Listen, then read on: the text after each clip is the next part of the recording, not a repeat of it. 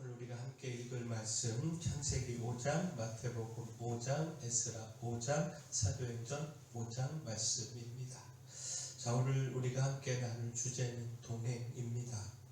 곧 새해를 시작하는 첫걸음은요, 무엇을 할 것인가가 아니라 누구와 함께 할 것인가, 바로 이것을 분명히 하는 것 아니겠습니까? 에녹이 하나님과 동행함으로 죽음을 보지 않고 하나님께 올라간 것처럼 우리의 삶에도요, 동행의 축복이 필요합니다.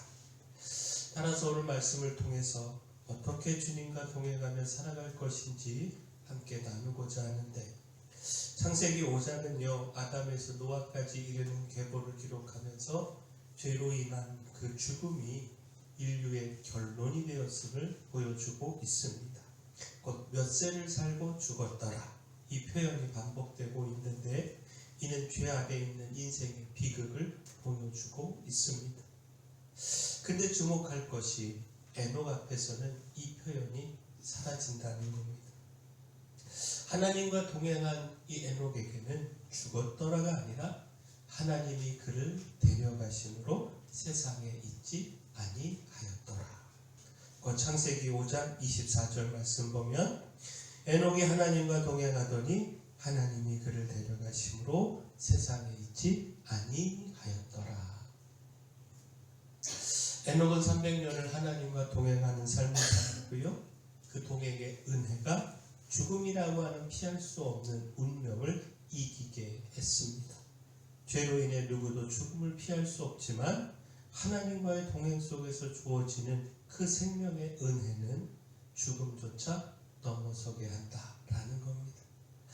결국 에녹은 피할 수 없는 죽음 앞에서 고민해야 하는 우리에게 해답을 보여줍니다. 그 죽음을 두려워하며 사는 인생이 아니라 오늘 하루도 하나님과 동행하는 삶, 그 은혜 안에 거하는 삶을 선택할 때 죽음은 끝이 아니라 하나님의 품으로 옮겨가는 통로가 된다라는 것. 따라서 2026년 새해에 우리가 더욱 하나님과 동행하는 삶 살아가기를 축원합니다. 자, 그렇다면 우리가 어떻게 하나님과 동행하는 삶을 살아갈 수 있는가? 자, 바로 말씀을 통해 동행할 수 있습니다. 곧 주님과 동행한다라고 하는 것은 막연한 느낌이 아니고요, 예수님이 가르치신 말씀을 오늘의 선택과 또 관계와 습관 속에서 실제 기준으로 삼고 살아가는 겁니다. 마태복음 5장은요, 예수님께서 그 나온 무리들에게 말씀을 전하며 가르치셨음을 말씀하고 있습니다. 곧 마태복음 5장 1절 2절 말씀 보면, 예수께서 무리를 보시고 산에 올라가 앉으시니 제자들이 나온지라 입을 열어 가르쳐 이르시되. 곧 마태복음 5장부터 7장까지를 일명 산상수훈이라고 부르죠. 그중 5장에는요, 복에 대한 가르침, 세상의 소금과 빛이 되라고 하는 가르침, 율법을 온전히 하시는 예수님의 가르침, 형제에게 노하지 말 것, 간음과 헛된 맹세를 버릴 것, 보복하지 말 것, 원수까지 사랑하라 등등의 말씀이 담겨 있습니다. 예수님은 율법을 새롭게 해석하시며 하나님의 나라 백성으로서 따라야 할 더 온전한 가치를 제시하셨습니다. 결국 예수님께서 주신 이 가르침에 따라 사는 것이 곧 하나님과 동행하는 삶입니다. 말씀을 지키며 살아가는 삶에 핍박과 오해와 손해가 있을 수 있습니다. 그러나 기뻐하고 즐거워하라, 하늘에서 너의 상이 큼이라. 바로 이 약속을 붙들고 물러서지 않는 것, 바로 이것이 동행의 길입니다. 바라기는 오늘 나와 나의 말과 결정과 관계의 기준이 산상수훈의 말씀이 되게 해서 말씀 따라 주님과 동행하는 우리 모두의 삶이 되기를 소원합니다. 자, 또한 순종으로 동행할 수 있습니다.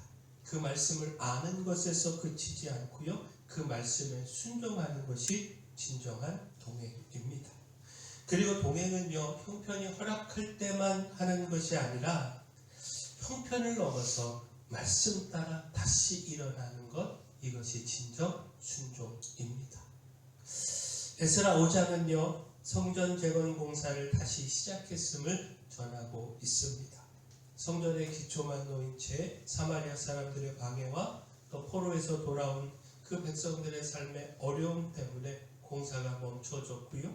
백성들은 어쩔 수 없다 이렇게 여기며 타협하고 있었습니다.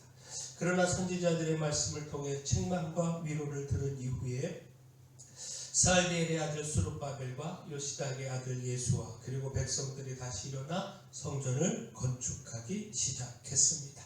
자, 에스라 5장 2절 말씀 보면 이에 스알디엘의 아들 수룹바벨과 요시닥의 아들 예수아가 일어나 예루살렘에 있던 하나님의 성전을 다시 건축하기 시작하며 하나님의 선지자들이 함께 있어 그들을 돕더니. 자, 여기서 우리는요 하나님과 동행하는 삶이 무엇인지 배울 수가 있습니다. 우리의 입에서 쉽게 나오는 어쩔 수 없었습니다 이 말 속에는요 형편을 말씀보다 더 믿는 그 마음이 숨어 있는 것 아니겠습니까? 그러나 하나님과 동행하는 삶은요 말씀 앞에서 내 생각과 계산을 내려놓고 어렵고 힘들어도 다시 순종을 선택하는 삶입니다. 오늘 내 삶에서 멈춰선 순종의 자리 여기까지입니다 이렇게 내려놓았던 그 자리를 다시 세우는 것, 바로 이것이 동행이다 라는 겁니다. 바라긴 우리가 순종으로 주님과 동행하는 삶 살아가기를 소원합니다. 자, 마지막으로 주님과의 동행은요 사명을 감당하며 완성됩니다. 주님과의 진짜 동행은 편안할 때만 함께하는 것이 아니라 복음과 사명 때문에 오는 그 고난을 함께 통과하는 것, 이것이 진정 동행이다 라는 겁니다. 사도행전 5장은요 사도들이 복음을 전하는 일로 옥에 갇히고 공회에 선 것을 전하고 있습니다. 그들은 예수님의 이름 때문에 채찍질과 능욕을 당했지만 오히려 그것을 기뻐했습니다. 사도행전 5장 41절 42절 말씀 보면 사도들은 그 이름을 위하여 능욕받는 일에 합당한 자로 여기심을 기뻐하면서 공회 앞을 떠나니라. 그들이 날마다 성전에 있든지 집에 있든지 예수는 그리스도라고 가르치기와 전도하기를 그치지 아니하니라. 대제사장과 사두개인들의 위협 앞에서도 사도들은요 사람보다 하나님께 순종하는 것이 옳다 고백하며 복음 전하는 사명을 포기하지 않았습니다. 주님 때문에 받는 고난을 피하고 싶은 짐이 아니라 영광으로 여겼고 하나님은 이런 사도들에게 천사를 보내서 옥에서 꺼내시고 다시 생명의 말씀을 담대히 전하라고 명령하시며 함께 하셨습니다. 생명과 자신의 안위보다 사명을 더 귀히 여기고 따라가는 사도들과 하나님은 동행하셨습니다. 자, 즐겁고 편안할 때만 함께하고 또 고난과 핍박의 자리에는 피하려고 하는 마음은 진정한 동행이 아닙니다. 어떤 고난과 핍박 가운데서도 사명 때문에 당하는 일을 영광으로 여기며 날마다 있는 자리에서 예수 그리스도라고 가르치고 전하는 삶이 멈추지 않을 때 주님과의 동행도 멈추지 않을 수 있습니다. 주님과 동행하는 삶에 생명의 축복이 있습니다. 따라서 주의 말씀을 철저히 지키고 주의 명령을 순종하고 고난 중에도 사명의 길을 걸어가야 합니다. 말씀과 순종과 사명으로 주님과 동행해야 합니다. 바라긴 2026년 우리가 이렇게 주님과 동행하는 삶 살아가기를 소원합니다. 사랑의 주 하나님, 해녹처럼 하나님과 동행하며 그 속에서 끊임없이 하나님의 은혜를 누리며 살기를 소망합니다.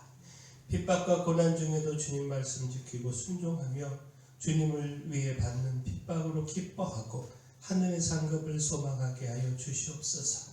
포기하지 않고 달려가는 사명의 길로 축복된 주님과의 동행의 길도 계속되게 하여 주시옵소서. 교회 연약한 모든 분들 2026년 강건하게 하나님이 붙들어 주시옵소서. 치유의 역사 나타내 주시옵소서. 날마다 주님의 은혜로 2026년이 복된 날이 되게 하여 주시옵소서. 또한 저희 교회 주신 사명, 이 마음의 빛이요 소금으로서의 사명 잘 감당할 수 있도록 힘도 주시고 일꾼도 보내 주시옵소서. 우리 교회 다음 세대를 세워주시고 중고등 수련회에 함께하여 주시옵소서. 예수님의 이름으로 기도합니다.